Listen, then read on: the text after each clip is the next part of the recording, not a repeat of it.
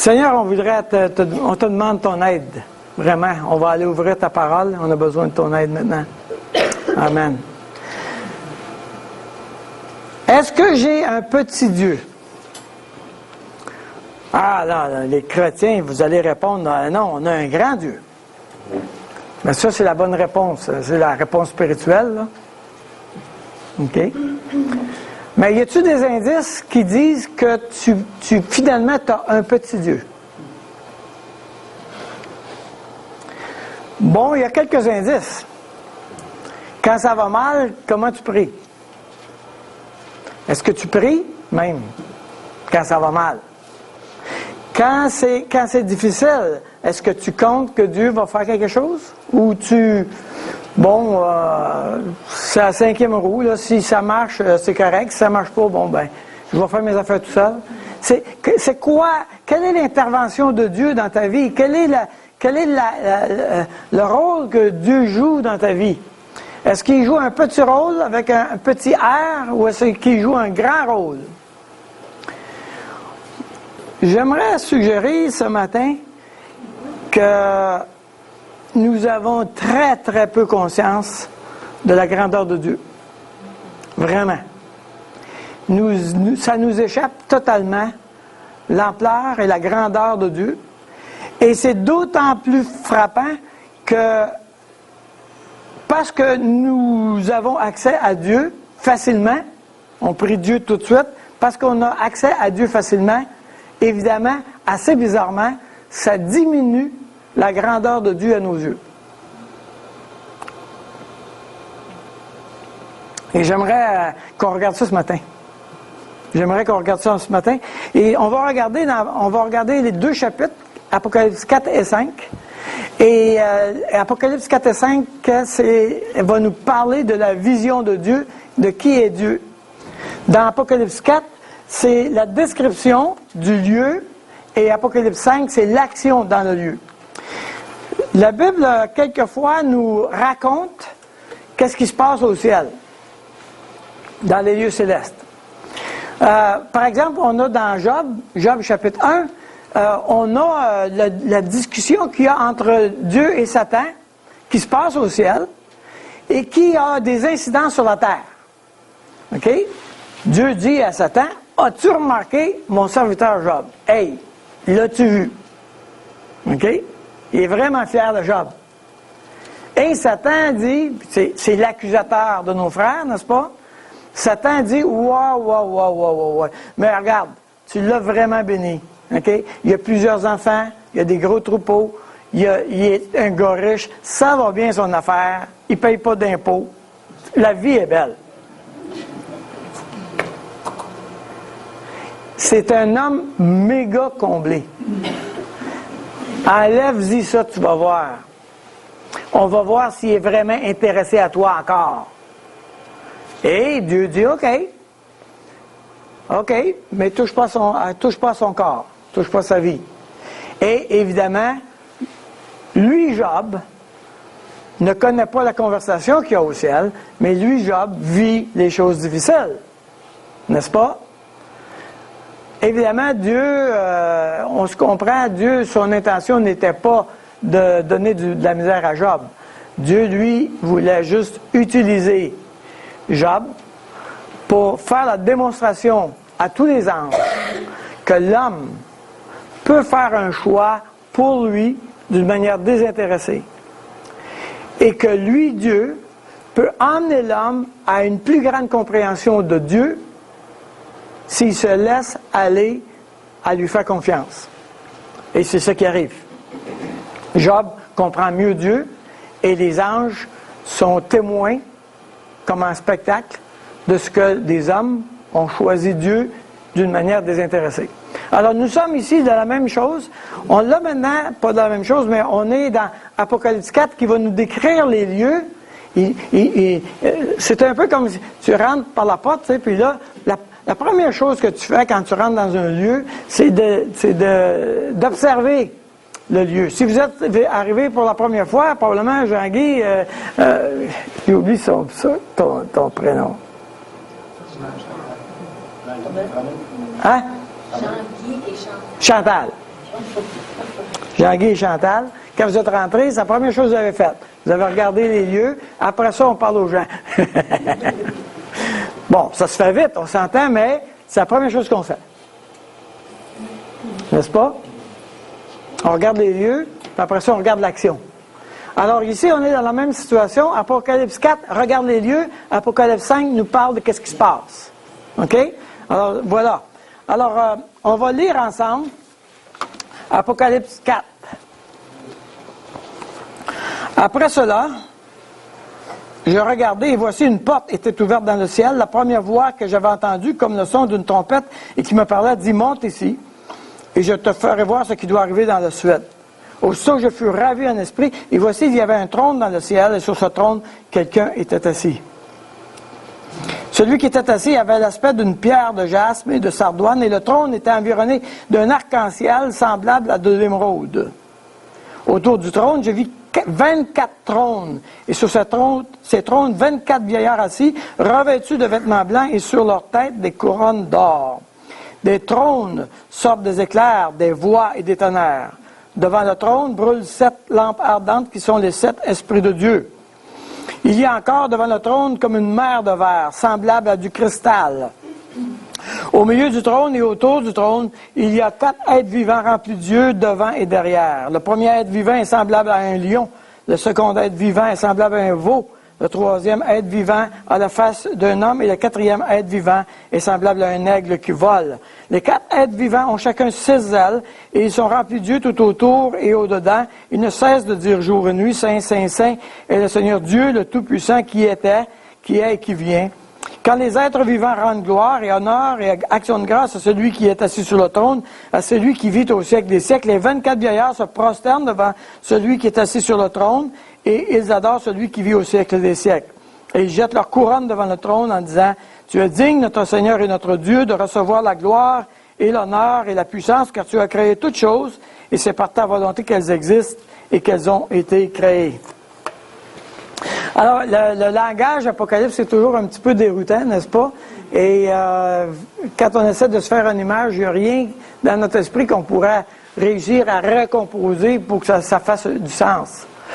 Mais l'idée, c'est de nous décrire le lieu céleste et Dieu.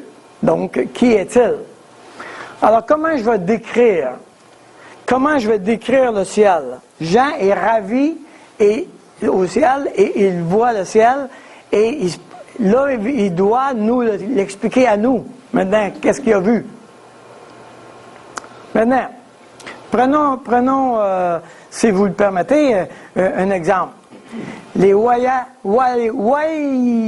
Yawalapiti. Les Yawalapiti. Les Yawalapiti sont une tribu amazonienne qui a été découverte en 1970 et qui vivait, en ce qu'on dit, à l'âge de pierre. Imaginez que tu es invité comme conférencier à parler à la tribu parce qu'ils ont l'intention de faire venir l'électricité.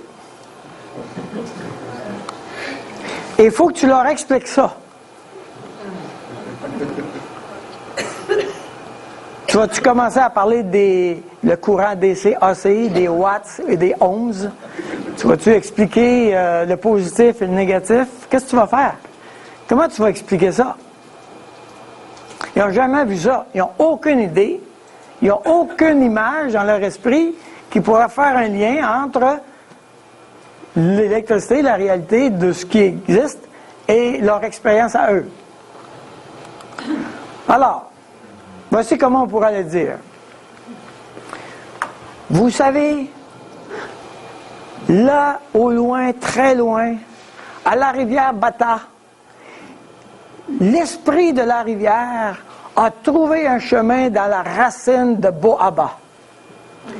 Et elle passe à travers et elle monte. L'esprit de la rivière monte dans les racines et elle voyage dans les lianes. Et la tribu Mata a trouvé que si on attachait les lianes ensemble, on pouvait laisser courir l'esprit de la rivière à travers toutes les lianes. Et la tribu, là, a trouvé que quand on mettait le bout de la liane dans la hutte, il y avait un petit soleil qui sortait et on voyait la lumière. Oui, c'est ça, l'explication. C'est avant ou après le cabinet de presse, ça?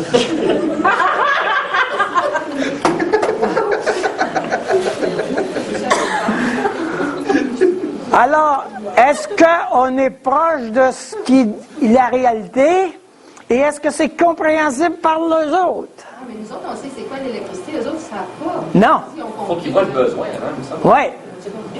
OK, mais là, ta première conférence, tu t'attends pour la période des questions après. Là. Nous autres, on fait des games, eux autres. OK? Moi, j'ai de la bonne Maintenant, tu leur dis tout de suite, écoutez, là, je vais vous dire tout de suite, là, OK? Si vous faites ça, et puis si la liane elle rentre ici, OK? Là, votre problème, là, c'est que vos jeunes vont commencer à jouer avec la Xbox, puis après ça, ils ne voudront pas aller à la chasse, puis ils ne voudront plus faire le devoir, puis vous allez avoir des problèmes. En tout cas, je ne sais pas si c'est une bonne idée. Ça vous fait cher. Comment on explique à quelqu'un qui n'a jamais vu une chose, une autre réalité? Pas facile, hein? Donc, on est obligé d'avoir un langage qui finalement sonne bizarre. Parce que c'est pas possible pour nous de faire des liens. Parce qu'on n'a jamais été en contact avec cette réalité-là. Donc, à partir de 1971, ils ont été éclairés par des lianes. Non, je l'ai inventé celle-là. Maintenant, l'autre chose, c'est toute une mise en scène, croyez-moi. OK? Ça dit, je regardais, voici une porte était ouverte dans le ciel. La première voix que j'avais entendue comme le son d'une trompette et qui me parlait, dit, monte ici et je te ferai voir ce qui doit arriver dans la suite. Aussitôt, je fus ravi en esprit. Bon, imaginez que tu arrives à la porte du ciel. Tu arrives à la porte du ciel, tu vois qu'il y a quelque chose de l'autre côté, tu t'approches, wow!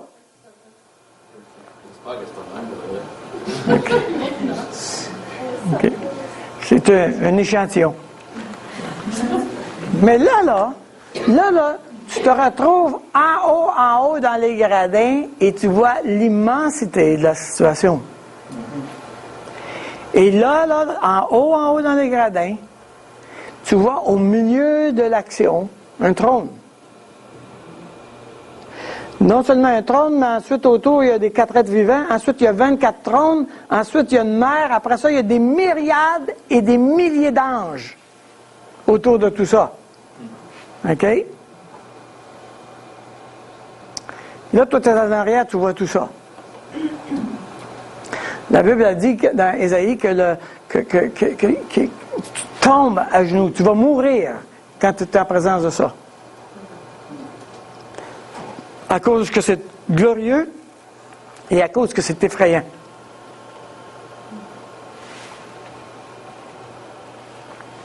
Maintenant, une autre, troisième image.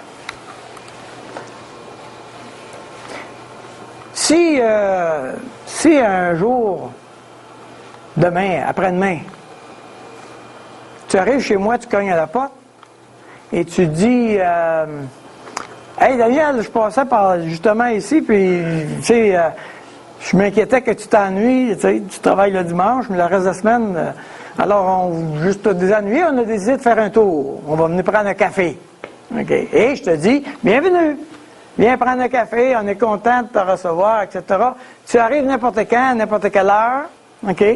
Et tu as accès chez moi.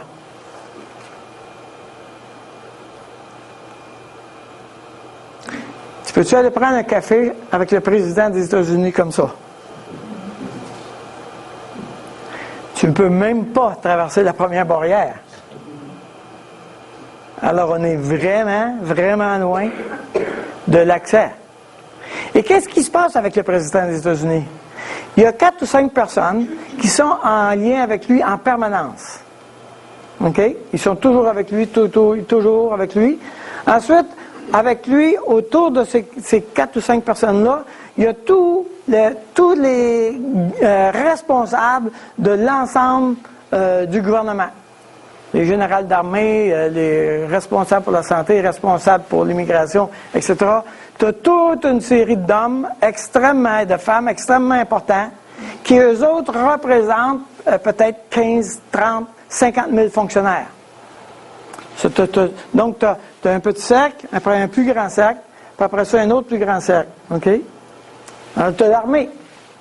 Tu as encore toute l'armée autour. Tous ceux qui les protègent. OK? Et puis après ça, tu as le simple citoyen. Qui doit être citoyen? Tu dois être citoyen des États-Unis. Si tu n'es pas citoyen, tu n'es pas légal. Tu n'as pas le droit même d'être là, dans le lieu.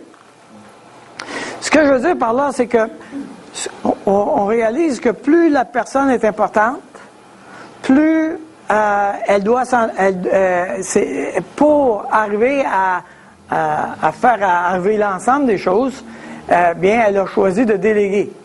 La Bible nous dit que il y a des ordres d'anges, les séraphins, les chérubins, les archanges, les anges. Il y a une hiérarchie d'anges. OK? Et il y a un système de délégation d'autorité d'un à l'autre.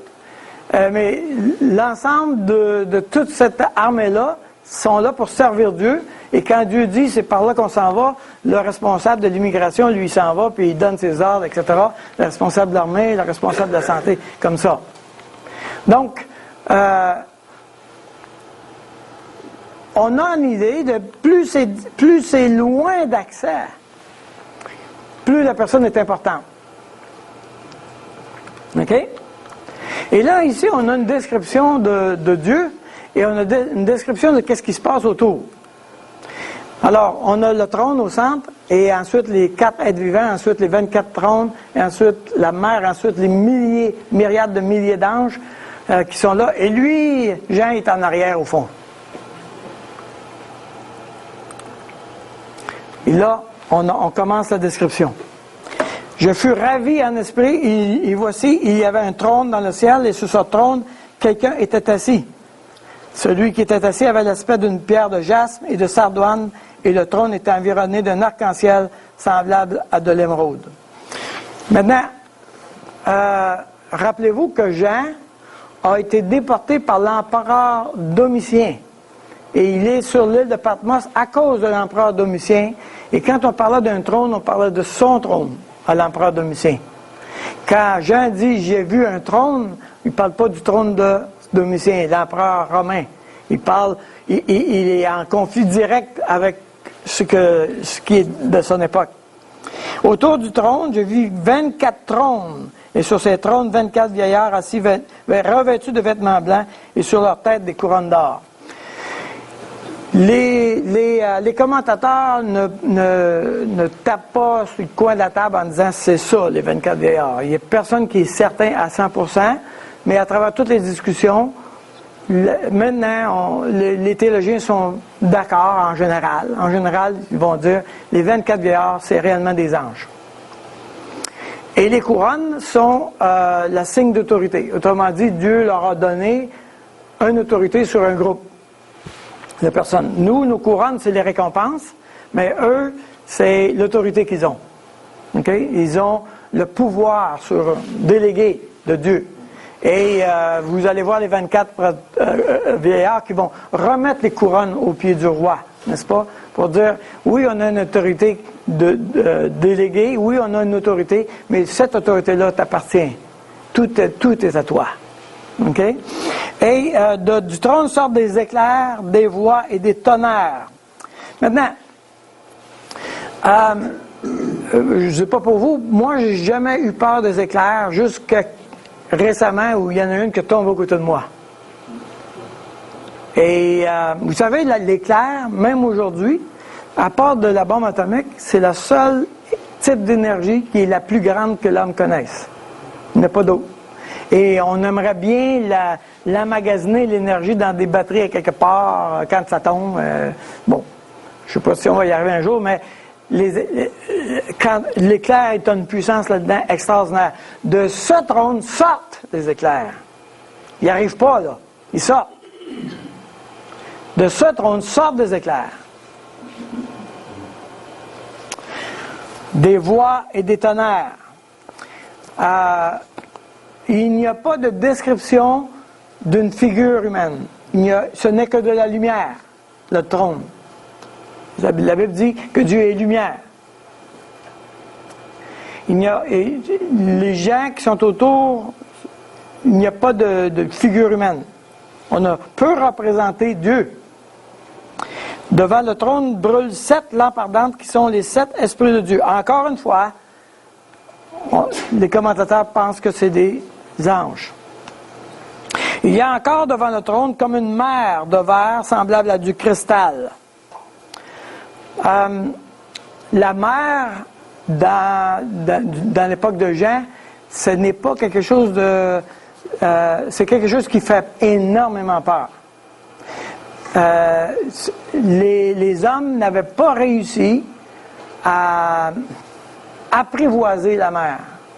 En fait, la plupart du temps, ils voyageaient le long des côtes, ils ne s'éloignaient pas trop. Pour eux, la mer, c'était le chaos et le non-contrôle. OK? Un danger effroyable qui était là. La mer impose un respect très profond pour eux. Ils le regardent, mais ils n'osent pas s'aventurer dedans. Oui, ils ont voyagé un peu avec les bateaux, mais toujours le long des côtes, rarement en pleine mer. Rarement. À cette époque-là. Et autour du trône, il y a cette mer. Maintenant, dans certaines versions, ça dit que semblable à c'est comme du verre transparent, mais à cette époque-là, ça n'existait pas. Et le cristal et les pierres n'étaient pas raffinés comme on connaît. Autrement dit, quand tu prends un diamant aujourd'hui, ils vont le tailler, ils vont le meuler, etc. Puis il vient extrêmement blanc, brillant, extrêmement poli, etc. avec plusieurs multifacettes. Eux ne connaissaient pas ça à cette époque. Mais la pierre précieuse, le sardoine, les gemmes et le jaspe, le sardoine et l'émeraude étaient les pierres précieuses de l'époque pour les empereurs. Autour, il y a une mer semblable à du cristal, mais il est probable que ce n'est pas une mer calme, mais une mer qui impose le respect. Même ça, c'est une image que je m'imaginais, mais c'est impossible qu'elle soit comme ça, mais pas dans la tête de gens en tout cas, parce que ça n'existait pas ce genre de produit-là. Mais on peut imaginer qu'autour, il y a cette démonstration d'un respect et d'inaccessibilité. Et autour de cette mer, des milliards, des myriades de myriades. On le sait parce que au chapitre 5 et au verset 11, je regardais et j'entendis la voix de beaucoup d'anges autour du trône et des êtres vivants et des vieillards, et leur nombre était des myriades de myriades et des milliers de milliers. Une myriade, c'est 10 000. Okay? Myriades de myriades, c'est juste pour expliquer que c'est absolument impossible d'avoir le chiffre. Tout simplement, c'est absolument épouvantable, le nombre qu'il y a là. Donc, les anges sont autour de ce trône-là. Donc, nous avons les 4 êtres vivants, verset 8. Les 4 êtres vivants ont chacun 6 ailes et ils sont remplis de Dieu tout autour et dedans, et ils ne cessent de dire jour et nuit, Saint, Saint, Saint. Tournez avec moi dans Ésaïe chapitre 6.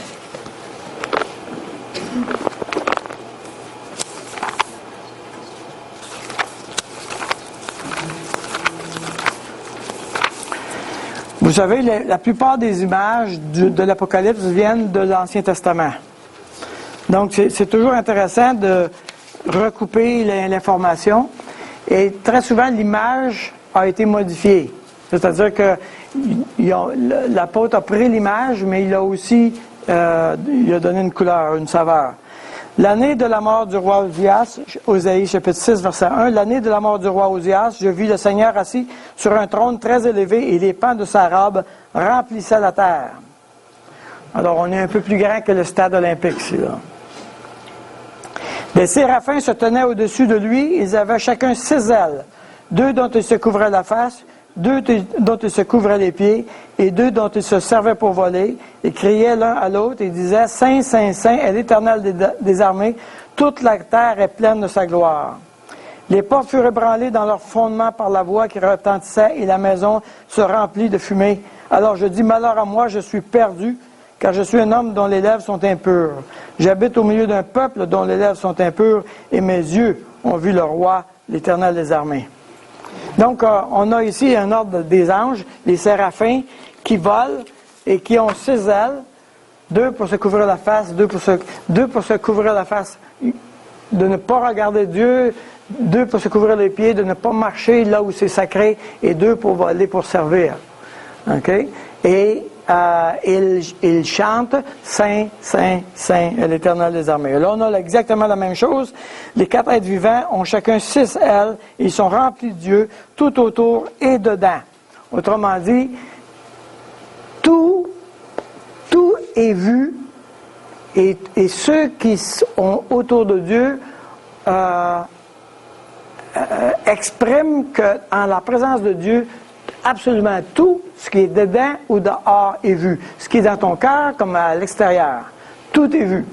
Les yeux sont au dedans et au dehors. Absolument tout. Rien n'échappe à l'omniscience de Dieu. Dieu voit tout.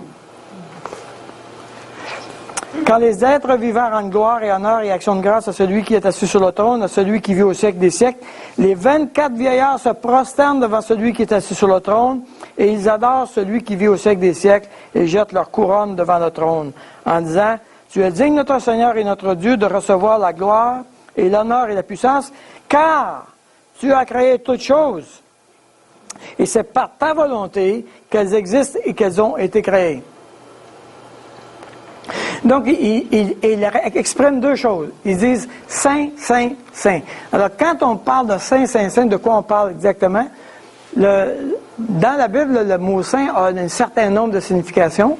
Si on dit qu'un instrument du temple de l'Ancien Testament est saint, ça veut dire qu'il est consacré exclusivement à une tâche en particulier. Okay? La pelle qui servait à ramasser les cendres de l'autel, c'était une pelle sainte, parce qu'on n'utilisait pas d'autres pelles, et cette pelle-là n'était pas utilisée pour d'autre chose que pour une seule affaire, servir à ramasser les cendres de l'autel. Donc c'était une pelle sainte. Quand Dieu dit que nous sommes saints, il est en train de dire, je veux que vous, le peuple de Dieu, vous soyez en train de servir un seul Dieu. Que vous soyez totalement consacrés à moi. Vous serez saints. Je veux que vous soyez totalement dédiés et orientés à me servir. Non seulement ça, mais vous serez saints car je suis saint. Et quand Dieu dit je suis saint, quand les anges sont en train de l'adorer puis disent saint, saint, saint, le mot saint, on ajoute une autre dimension.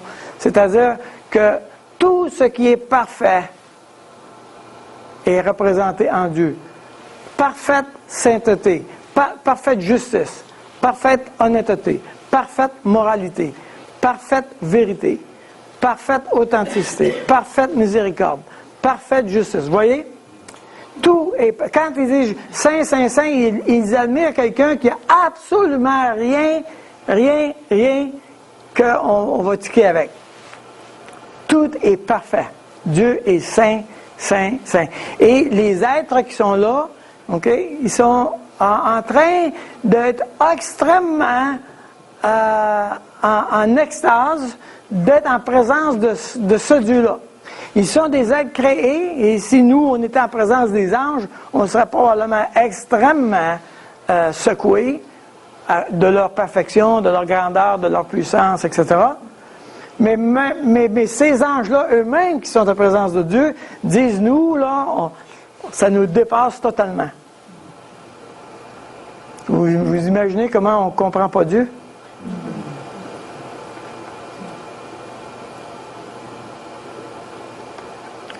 Et ces anges-là, qui sont en présence de Dieu, sont époustouflés de voir ce qu'ils voient, d'observer ce qu'ils observent. Ils sont absolument soufflés.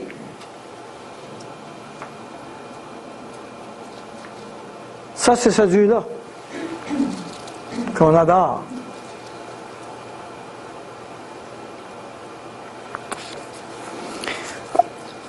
Alors, il donne une raison. Tu es digne, notre Seigneur et notre Dieu, de recevoir la gloire et l'honneur et la puissance, car tu as créé toutes choses. Et c'est par ta volonté qu'elles existent et qu'elles ont été créées. La raison fondamentale sur laquelle ils fondent toutes leurs louanges est sur le fait que c'est un Dieu créateur. On imagine mal l'ampleur de la lecture qu'on devrait lire en ce qui concerne la création. Quand on dit Dieu est le Dieu créateur. Les anges, eux autres, sont en train de dire, ça c'est ta création. Wow! Tout ce que tu as créé, tout ce qui subsiste, tout ce qui est maintenu, c'est toi. C'est toi, Dieu. Alors ils sont là, ça c'est en anglais le setting.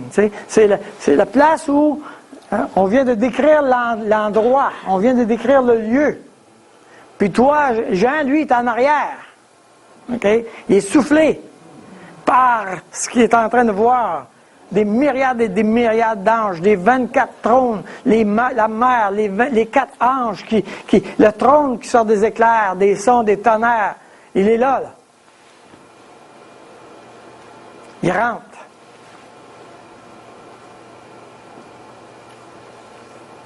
Quelquefois, il y a des visions qui nous surprennent tellement, là, qui viennent nous chercher comme ça, intérieurement. La première fois que tu rentres au stade olympique, ça fait déjà un effet. C'est une petite affaire, là. Ça fait déjà un effet.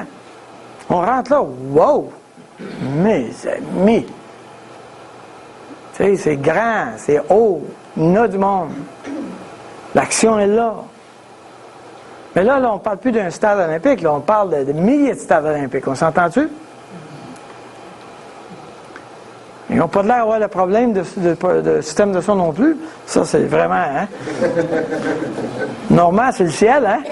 Vraiment. Plus de problème de son pantoute. Tout le monde entend tout ce qui se passe. Wow! Pas de problème d'éclairage non plus. Hein? Alors, qu'est-ce qui se passe? Et là, maintenant qu'on vient de rentrer dans la pièce, maintenant, on va aller voir qu'est-ce qui se passe. Apocalypse chapitre 5.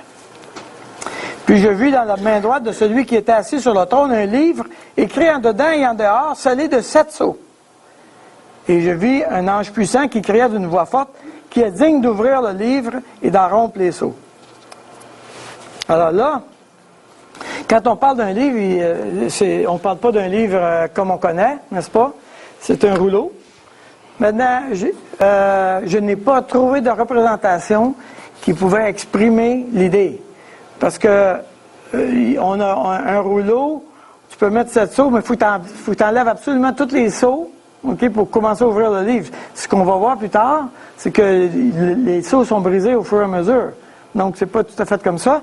Et ça n'existe pas un livre comme on a aujourd'hui, relié de cette manière. Okay? Donc, ça non plus, ce n'est pas la représentation de qu'est-ce qui se passe. Il y a un livre, c'est un rouleau. Et là, il y a une voix qui dit, « Qui est digne d'ouvrir le livre et d'en rompre les sceaux? »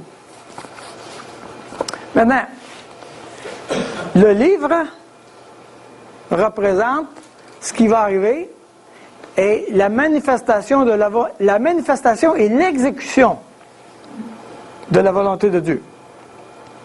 Ce que Dieu a pensé à quelque chose. Dieu a fait un plan, il l'a écrit, il l'a scellé, puis il dit, celui qui sera digne d'ouvrir ça, le fera arriver. Et là, il y a une voix qui dit, qui est digne? Qui est digne? Et là, il y a un silence. Personne dans le ciel, ni sur la terre, ni sous la terre, ne peut ouvrir le livre, ni le regarder. Personne. Et là, ça dit, je pleurais beaucoup. Je pleurais beaucoup de ce que personne ne fut trouvé digne d'ouvrir le livre ni de le regarder. Tout de suite après, ça dit, et l'un des vieillards me dit, ne pleure point. Voici le lion de la tribu de Juda, le rejeton de David a vaincu pour ouvrir le livre et ses 7 sceaux. Je vais m'arrêter sur ne pleure point, premièrement.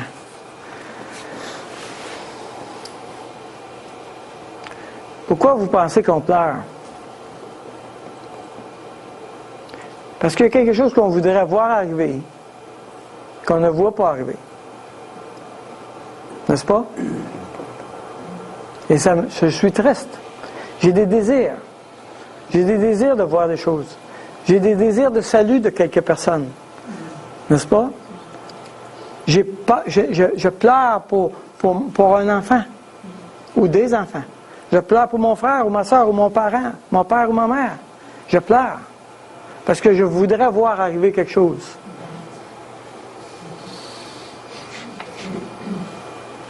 Et Jean pleure, vraiment, c'est une réflexe humain.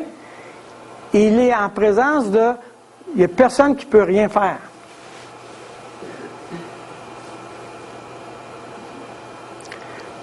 Mais l'ange qui vient aux côtés de lui, il dit, non, non, non, ne pleure pas.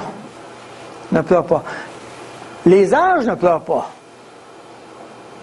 Pourquoi? Parce qu'ils sont en présence d'un Dieu qui fait arriver des choses.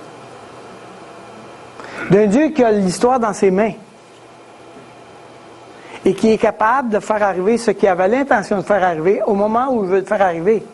Ce n'est pas les hommes qui ont le contrôle sur rien. Moi, Dieu, j'ai le contrôle sur tout. Ne pleure pas. Ne pleure pas. Et les deux termes ici, le lion de la tribu de Juda, c'est la promesse de Dieu dans Genèse chapitre 49. De la tribu de Juda va sortir un roi. OK? Et le rejeton de David, c'est dans Ésaïe chapitre 11, verset 1 à 10. Tournez avec moi. Ésaïe chapitre 11. On va aller là. Ésaïe chapitre 11.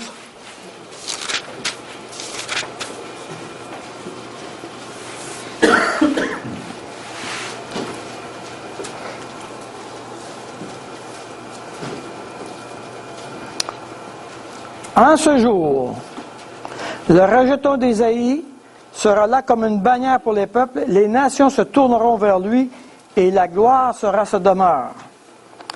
C'est de cette référence-là qu'il fait valoir. En ce jour, le rejeton d'Ésaïe. Bon, de quoi on parle ici? Ésaïe, c'est le grand-père de David. À David, on lui a promis que de sa descendance descendrait le Messie. N'est-ce pas? OK? Donc, quand il dit le lion de Juda, c'est-à-dire depuis Abraham, la promesse qu'il y aura un roi dans cette lignée-là va arriver, et à travers David, le roi va venir, et ce roi-là va être le Messie. Alors, quand l'expression le lion de Juda, le rejeton d'Ésaïe ou le rejeton de David, toutes ces expressions-là, pour un juif, c'est le Messie. Le Messie qui va venir, qui va triompher, qui va prendre le contrôle. Vous vous rappelez que Dieu a donné 3 promesses à Abraham, hein? La terre, la postérité et la bénédiction. Dans la postérité, il y a une double branche, et une des postérités, c'est la postérité par rapport au roi. OK? Donc, David est roi, et de cette descendance-là va descendre la lignée messianique. Et c'est à cause d'une promesse d'Abraham. À Abraham. OK? Bon, j'avais dit que je mettrais ça simple. Je vais continuer. OK. Alors, et je pleurais beaucoup. Ne pleure pas. Voici le lion de la tribu de Juda, le rejeton de David, a vaincu pour ouvrir le sceau, le livre et ses 7 sceaux. Maintenant, quand il demande qui est digne d'ouvrir ce livre-là, il ne fait pas juste dire qui est digne dans le sens de se qualifier, mais qui a la capacité de le faire arriver? Qu'est-ce qui est là-dedans? Et ce qu'on va voir après, chapitre 6 et tout, là, ce sont des jugements qui s'en viennent. Okay? Mais ce sont les plans de Dieu qui étaient planifiés de toute éternité. Il n'y a pas de surprise. Dieu avait planifié son plan. Puis maintenant, on est rendu là. Et nous sommes témoins que dans le ciel, Dieu est en train de faire arriver son idée. Et si nous, de notre côté sur la terre, on a le sentiment que Dieu, on ne sait pas trop ce qu'il s'en va, puis qu'est-ce qu'il est en train de faire, puis pourquoi il fait ça, quand on traverse de l'autre côté de la ligne et qu'on se retrouve au ciel, tout est très bien coordonné. Tout est réglé comme une horloge. Et ce lion de Juda, cette tribu de Juda, ce rejeton de David, lui est digne. Et je vis au milieu du trône et des 4 êtres vivants au milieu des vieillards un agneau qui était là comme immolé. Il avait 7 cornes et 7 yeux qui sont les 7 esprits de Dieu envoyés par toute la terre. Et là encore, les cornes touchent, c'est le symbole de la puissance et de l'honneur. Les cornes, c'est l'omnipotence. Et les yeux, l'omniscience.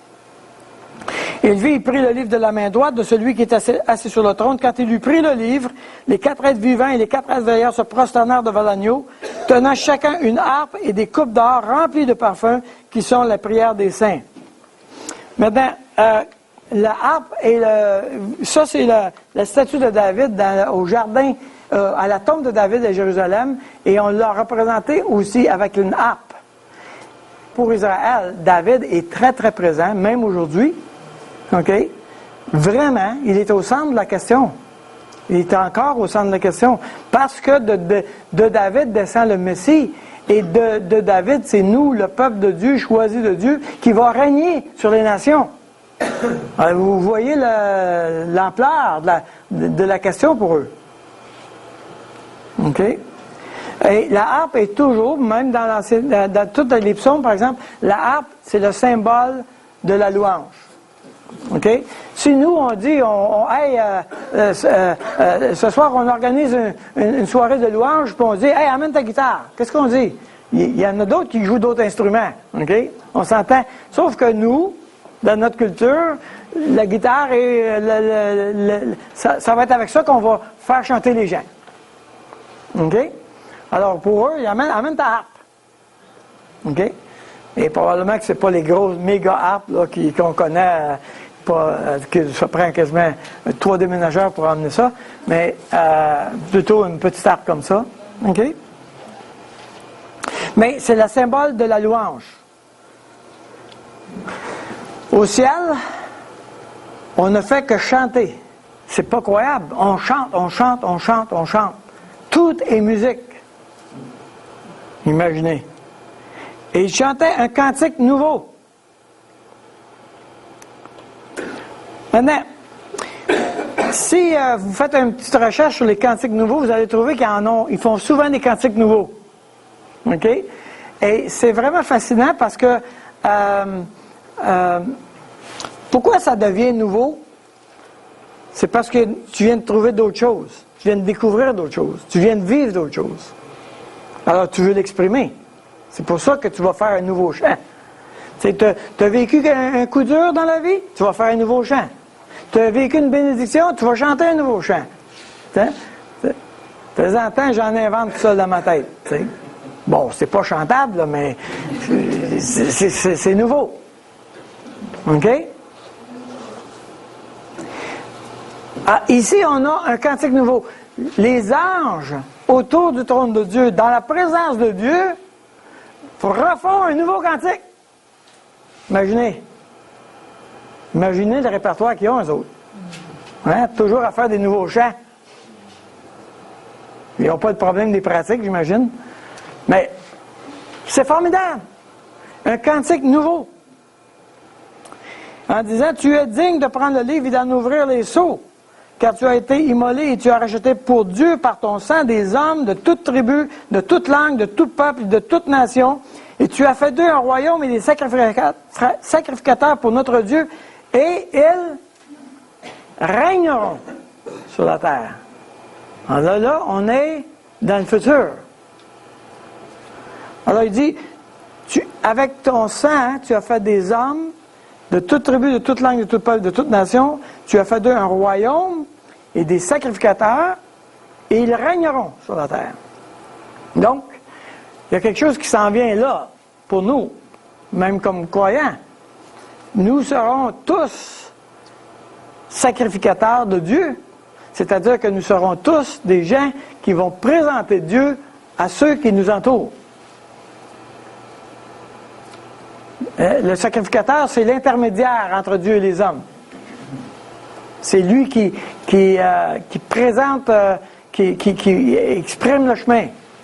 Dans l'Ancien Testament, les sacrificateurs recevaient l'adorateur avec l'agneau. Ils prenaient le sang et avec le sang de l'agneau de l'adorateur, en son nom, il amenait ça dans le lieu saint au nom de l'adorateur. Nous avons, ce privilège-là d'avoir accès. Parce qu'il faut comprendre que les adorateurs du peuple juif entraient dans la cour, dans le parvis, mais ils ne pouvaient pas aller plus loin. Seulement que les sacrificateurs qui pouvaient aller plus loin dans la présence de Dieu. Seulement eux. Là, Dieu, à Gethsémane, a déchiré le voile en deux et il a donné accès à tout homme et toute femme qui s'est converti à devenir sacrificateur et d'avoir accès à Dieu. Donc, nous avons tous accès à entrer là. Imaginez, écoutez bien là. Ça dit, dans Hébreux chapitre 4, approchons-nous donc avec assurance du trône de Dieu. Écoutez bien là. Jean, pouvait dire, j'aimerais aller parler à Dieu. Est-ce que vous pouvez voir les myriades de milliers d'anges qui se tassent et lui s'avance? Les anges font de la place. Les chérubins font de la place. Et moi, le pauvre petit Jean, je suis en présence directe de Dieu et j'ai une audience directe à lui. Il n'y a pas 25 fonctionnaires, là, puis tu écriras ton formulaire en 10 copies, tu garderas la copie rose. Non. Tu vas direct à Dieu. Et tout le ciel,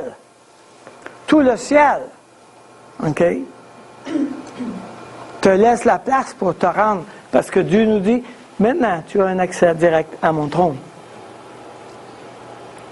Et quand je dis à Dieu, voici mon problème, voici mon besoin, qu'est-ce que Dieu fait? Il est à côté, puis il dit à un de ses anges, hey, tu t'occuperas de cette affaire-là. OK, un autre.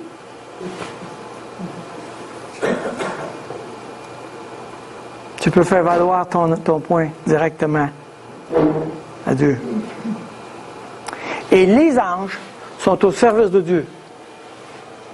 Quand Daniel a prié, Dieu a envoyé ses anges pour venir l'aider. Il n'y a pas eu de réponse tout de suite parce qu'il y avait une guerre céleste. Les anges de Dieu ont été empêchés de venir directement. Et les anges ont dû combattre les anges, des mauvais anges, pour venir aider Daniel. Alors, si tu penses, s'il y a des délais, à partir du moment où tu as prié, c'est mis en route. C'est mis en route. Parce que tu as accès à Dieu et Dieu t'a entendu directement. Il n'est pas passé par 3-4 fonctionnaires qui ont mal compris ce que tu as dit, là. Non. non. Dieu a très bien compris, il a entendu directement de toi. Et la Bible a dit que c'est un agneau. OK? Ça dit que l'agneau, j'ai vu un agneau qui était comme immolé. Maintenant, le mot agneau, là, OK? Dans la Bible, il y a deux sortes, il y a deux mots pour agneau. Et il y a le mot agneau dans le sens de l'agneau qui a été immolé, sacrifié, etc. Mais il y a aussi l'agneau qui représente toute la bonté, la douceur, la gentillesse, l'humilité. Ce mot-là, on est en face d'un agneau qui est plein de compassion pour moi, sensible à moi, touché par moi. Pas un Dieu dur qui est assis sur son trône, puis c'est quoi ton problème? Non. Viens, raconte-moi. Pas mal différent. Et cet agneau-là, cette corne, toute puissance, toute omniscience, il prit le livre de la main de droite de celui qui était assis sur le trône. Quand il eut pris le livre, les 4 êtres vivants, les 24 vieillards se prosternèrent devant l'air et chantaient un cantique nouveau. Je regardais et j'entendis la voix de beaucoup d'anges autour du trône et des êtres vivants et des vieillards et des nombres. Et leur nombre était des myriades de myriades et des milliers de milliers. Et ils disaient d'une voix forte, l'agneau qui a été immolé est digne de recevoir la puissance, la richesse, la sagesse, la force, l'honneur, la gloire et la louange. Et toutes les créatures qui sont dans le ciel, sur la terre ou sous la terre et sur la mer, et tout ce qui s'y trouve, je les entendis qui disaient à celui qui est assis sur le trône et à l'agneau, soit la louange, l'honneur, la gloire et la force au siècle des siècles. Et les 4 êtres vivants disaient Amen, et les vieillards se prosternèrent et adorèrent. Vous imaginez l'ensemble de tout ce qui est créé rend gloire à Dieu. Absolument tout. Tout ce qui est sur la terre, la mer, tout, absolument. La nature, les oiseaux, les animaux, tout. Les anges, tout. Tout est orienté en disant, tu mérites la gloire, ça t'appartient. Et avec un son, un chant de louange.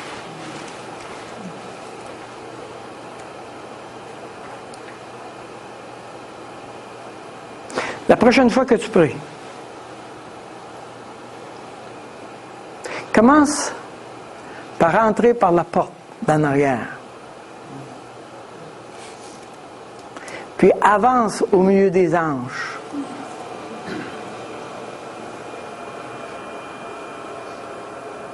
Marche sur la mer. Laisse s'écarter les sacrificateurs, les 24 vieillards. Mets-toi à genoux devant le trône. Et dis merci Dieu de ce que tu me accordes une audience. Tu me l'accordes à moi. À cause de l'agneau qui était sacrifié. J'aurais pas le droit j'aurais pas accès à là, moi, là, si j'avais pas saisi l'œuvre de l'agneau. N'est-ce pas? Prochaine fois que tu vas prier, sache que ta prière est entendue et ne pleure pas. Dieu est en parfait contrôle de toute l'histoire. De l'histoire de ta vie et de l'histoire de l'humanité. Dieu a le pouvoir de s'occuper de la toute petite chose dans ta vie à toi, la plus petite chose insignifiante dans ta vie, comme la plus grande de l'histoire humaine. C'est quelque chose. C'est quelque chose. Et si le peuple de Dieu, croyez-moi que si on développe cette vision, j'ai pas de misère à croire. Pourquoi est-ce que les hommes qui ont été en présence de la présence, savez-vous quoi? Dans l'histoire de l'humanité, plus les hommes ont réfléchi à Dieu, plus ils ont installé des intermédiaires entre Dieu et les hommes. Sais-tu pourquoi? Parce qu'ils ont vu la grandeur de Dieu, ils se sont mis à avoir peur. Alors on a installé des intermédiaires, toute une série d'intermédiaires. On ne peut pas aller à Dieu directement, c'est trop dangereux, c'est trop grand, il est trop grand, lui, il ne peut pas me recevoir. Non, Dieu dit, non, je vais te recevoir personnellement. Oubliez les intermédiaires. Moi, je vais aller. Viens à mon trône. Approchez-vous avec assurance du trône de la grâce. Viens à ce trône-là. Et viens faire valoir ta cause.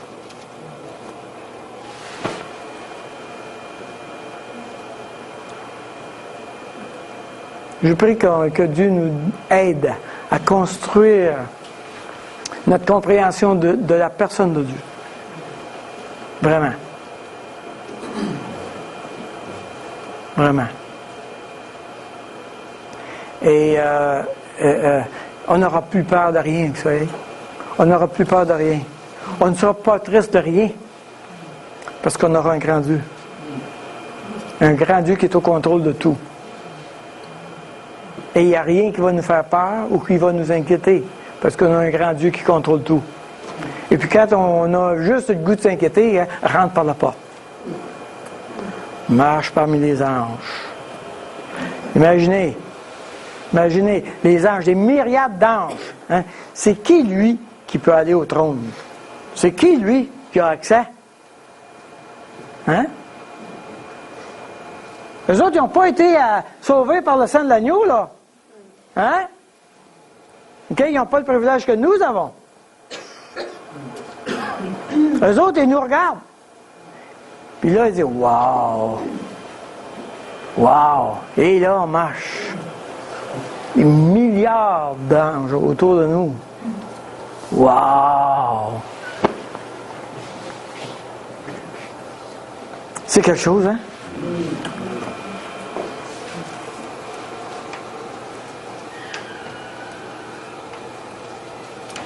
Quand on juste réfléchit, juste à y penser et laisser Dieu nous amener des images dans notre esprit, on est soufflé par ce qu'il est. Vraiment. C'est notre Dieu, ça.